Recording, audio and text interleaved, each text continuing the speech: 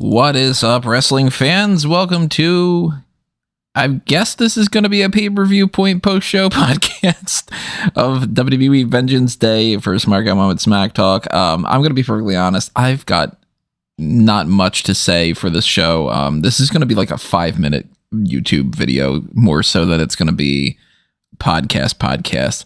I don't have much to say. I was very underwhelmed for this, and I'm going to explain why in a little bit. Of course, you guys let me know what you have to say. If you're listening to this live, you got the live chat on there. I see Peter's up in the chat. What's up, Peter? Of course, you could be on the Discord server. You can leave some comments or whatever it might be on Facebook, on Twitter, on the page on smarkamoment.com and all that stuff. If you are on YouTube, though, make sure that you hit the like button, subscribe, ring the notification bell, click the join button, get access to the same stuff as the Patreon, and make sure that you show your support through Redbubble and TeePublic if you want to pick up some merchandise. Thanks buttons also means to do that too, as well as the super chats. I'm not even going to put up a super chat goal on this episode because I do think it's going to be so quick. And by that, I mean, look, this was not the worst pay-per-view that's ever happened in WWE. This doesn't have the most bonkers, oh my god, I hate every decision type of a thing, but I don't really understand what they were doing here. And I am thoroughly underwhelmed with what this pay-per-view was. I like all the people involved, so I don't want this to come off as being like, I'm really annoyed that Femi retained the title or something along those lines. I feel like this was a dud of so many things, and their news stories to come out of this just didn't feel like it to me. I don't know, maybe I'm off today or something. If you disagree with me, of course, let me know what you loved and all that stuff too. I hope that you enjoyed this because I wish that I would have too. But let's put it this way. I was way more enthralled making my tomato sauce tonight than anything that happened on this. And that's not just pure match quality or something I can sit there and complain about, hey, Brock Lesnar came back and won the title or something absolutely crazy like that. But let's put it this way. We had an hour-long pre-show that was, in typical fashion, just talking about what was going on. Nothing happened. So an hour's worth of, you don't need to see it. I don't know how much time was dedicated on this pay-per-view to promoting WWE LFG for tomorrow. And granted, they should promote that stuff in some way, because if they don't, who's going to know that that's even on the air, let alone when to watch it? And, you got to show some of the people that are going to be involved. And, maybe somebody that's watching this is going to go, oh, Elijah Holyfield. I didn't know that Evander Holyfield's son is going to be in this, and, whatever it might be. But it feels like they did 4 ads for that. And every other little backstage thing or something was so pointless. You're going to cut to Channing Stax Lorenzo, and he's going to be like, hey, remember the thing that happened on Tuesday? Well, we're going to do something about it. Yeah, I figured you would. That's it. Ricky Starks pops up and he goes, again, they don't say his name at all, but he's like, I'm going to sign my contract. You mean the contract that you clearly already signed? That's nothing. Why am I supposed to be like, hey, the guy that popped up that really was surprising on NXT is going to be there again? First off, I assumed so. Second, and he's going to sign a contract. Who is it? I thought it was Vince. But who is it in WWE that thinks that contract signings are the coolest thing? I'm a motherfucker that puts spreadsheets on my podcast, and I don't find that stuff entertaining. It's somebody signing a contract. Who cares? Say you're going to wrestle your first match, at least, or something. Maybe say your name, at least. Because now the hook for this is, are they going to say his name? And that's awful to be like, that's what we're really concerned about. I'll talk about another one of these backstage things in a moment, but the show starts off with Stephanie Vaquer beating Fallon Henley to win the title for the NXT Women's North American Championship. We all saw it coming. They had a solid enough match. Jasmine Nyx and JC Jane. That's a mix of the two with Jinx. They get involved and they do something that's not really all that great. Like they don't really do anything interesting when they get involved. They just get involved for the sake of it. It's very much like, what's the bare minimum of what we could do for a lot of these tropes and not put any effort into it. So there's nothing interesting about like JC doesn't turn on Fallon or anything. It's just like, okay, well, the two other heels do try to make a distraction and Vaquer goes, nah, and then beats Fallon Henley anyway. Okay. So we're where we thought we were going to be. Axiom and Nathan Frazer, they retain the NXT tag titles over Yoshiki, Inamura, and Josh Briggs. The match was fine. They've had better matches for the tag team division, even recently, let alone in like the golden era of NXT. And then after the match, they're going to shake hands, and the 4 silhouette wrestlers that have been teased go on the attack. Who are these 4? Well, we know by the looks of them now that they are, in fact, Cutler James, Dion Lennox, Osiris Griffin, and who's the other I'm blanking on? Saquon Sugars. Now, they did not care enough to make it seem like that really matters. Because I believe it was Corey was just like, oh, that's Dion Lennox, I think.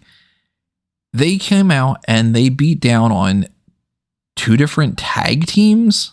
A tag team that one of them is Briggs and Inamura, who really haven't gotten that much started and going and really doing anything yet to really be like, oh my God, they're going after those 2.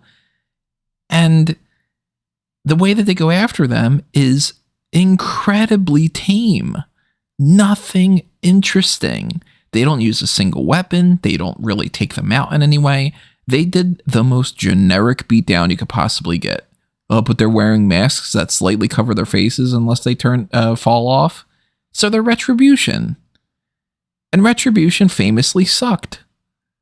They didn't give a name to this group. There's no leader, it seems. If they are, they're not doing a good job as a leader of like showcasing that this person's going to spearhead the whole thing. If they're going to go with the whole, there is no leader, it's just the 4 of us all equals. This is just Retribution again. And Retribution from the start wasn't good. And this is not giving me any kind of other vibes. I'm just like flabbergasted at how bland this was. So they follow that up with Eddie Thorpe beating Trick Williams in a strap match. Why? Is the end goal here just another match at Roadblock? Then don't do this match and do the match at Roadblock. I don't get it. I don't see the point. Thorpe didn't need to win this. If anything, Trick did, because Trick's been losing a lot lately. So what's the purpose there? And it was a flat, uninteresting ending the crowd didn't really like. Then you go with Ethan Page against Javon Evans, where it just ends with Page punches Javon Evans in the jaw, which he should have done from the very start of the match. But because the mouth guard's off, now it's a big difference. And then he hits his finisher and he wins. Okay, so then it's just, we're exactly in the same position we were before. Nothing changes about the feud. Evans goes, I'm mad that you attacked me and you hurt my jaw. I want to fight. And you now hurt my jaw. That's it. It's just the same thing on repeat. Triple threat for the NXT Championship happens. Femi against A-Town Down Under. Austin Theory and Grayson Waller do a standard handicap type of triple threat match with Femi retaining as expected. And then after the match, he gets attacked by the 4 unnamed faction people who, again, do nothing interesting. They're just like punch, punch, punch, punch, powerbomb. I'm supposed to believe that these 4 dudes who are a bunch of nobodies, when Dion Lennox is the one that's the biggest name out of the whole bunch, and all he's done is mostly read books backstage and lose a couple times to people like Ashanti the Adonis, I'm supposed to believe that these 4 are teaming up and they're going to just completely take over the whole thing. They don't even have a leader, which it should have been Ricky Starks. And if the whole thing is, well, we want to have them do this, and then on Tuesday, Ricky Starks is going to say that he's the leader, that's shame that they did it this way because I think it loses all of its momentum. Very bland. And then backstage, Ava gets interviewed by Sarah Schreiber, and she's like, so, like, what do you think about this, like, heinous attack? Oh my God, it's so heinous. And Ava's like, well, they wanted to make an impression. I guess I'll deal with them. Not going to be like, oh, this is crazy. Oh my God, we have to really rein these people in. We're going to make it seem like they're really dangerous. She's like, ah, that happened. All right, anyway, here's Santino. And it's like, Santino's cool. But then she goes, I guess we're going to talk about some stuff about the TNA crossover. So then what is this backstage segment? Ava going, all right, well, those guys did the thing, I guess, and we'll talk about something else to later on say something else. It's a nothing segment. If I'm writing at this as a news report, Santino Marella showed up and they said they would talk. Wow, riveting. Did he sign a contract as well when he was at it? Jesus. And then it's like you're building up to the main event. Oh my God, maybe the main event can save this whole thing. Giulia, Bayley, Cora, Jade, Roxanne, Perez to go out there. They have a fine enough match. Nothing at all, again, that if you missed it, I don't think you're missing really anything. But they're all four really talented, so they go ahead and they do their stuff, and then they have Roxanne take the pin. And afterward, the big, like, this is what we're building up to. This is what's going to make you the big lasting impression for the pay-per-view is Stephanie Vaquer comes out, has like a little bit of a stare down, like celebration type thing with Giulia in the ring. And Jordynne Grace comes out and does the same. So Giulia's friend who won the title earlier goes, now we're belt buddies. And Jordynne Grace, the girl that was just at the Royal Rumble, who has popped up multiple times for NXT over the past year, that we know for the past year was going to be signing with this company, and that we already know has already signed with the company, is here. Okay. Tell me what's different right now from Jordynne Grace staring at Giulia compared to Jordynne Grace and Giulia interacting in the Royal Rumble.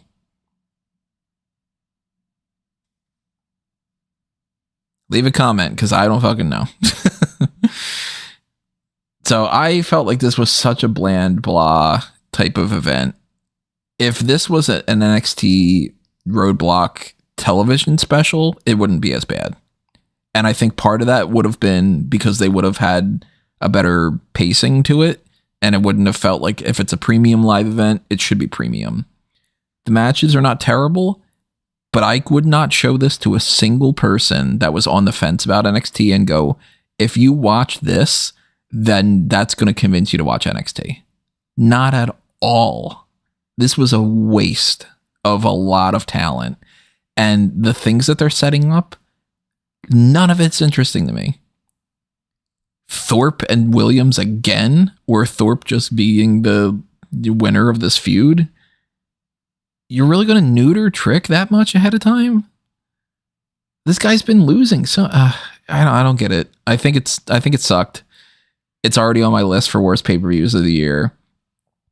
To answer Peter in the comments about did I see Captain America yet?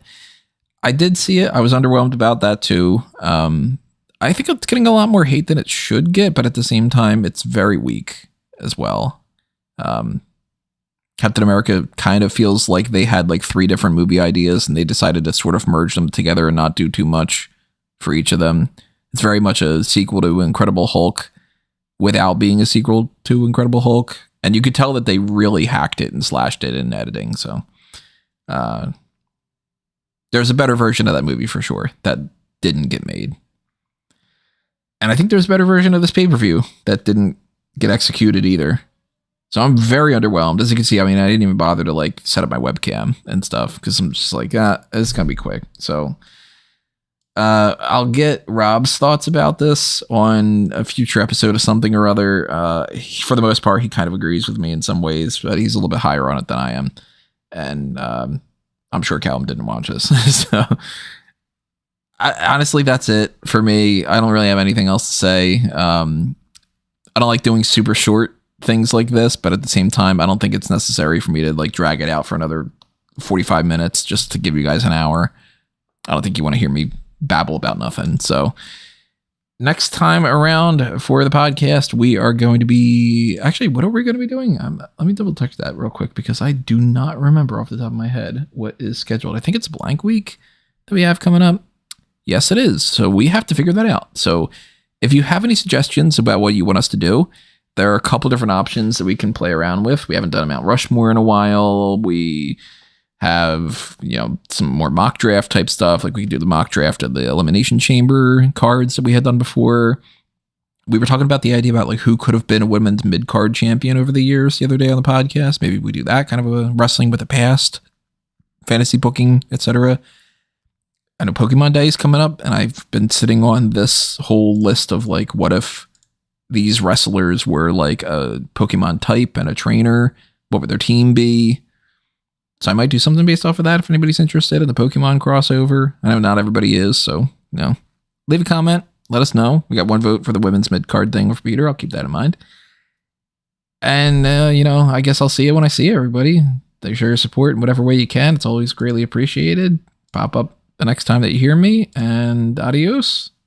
Check out the Linktree stuff. I think that's all the only thing I need to mention. So I'll see you next time, everybody. This has been another Smart Guy moment, and I'm being counted out.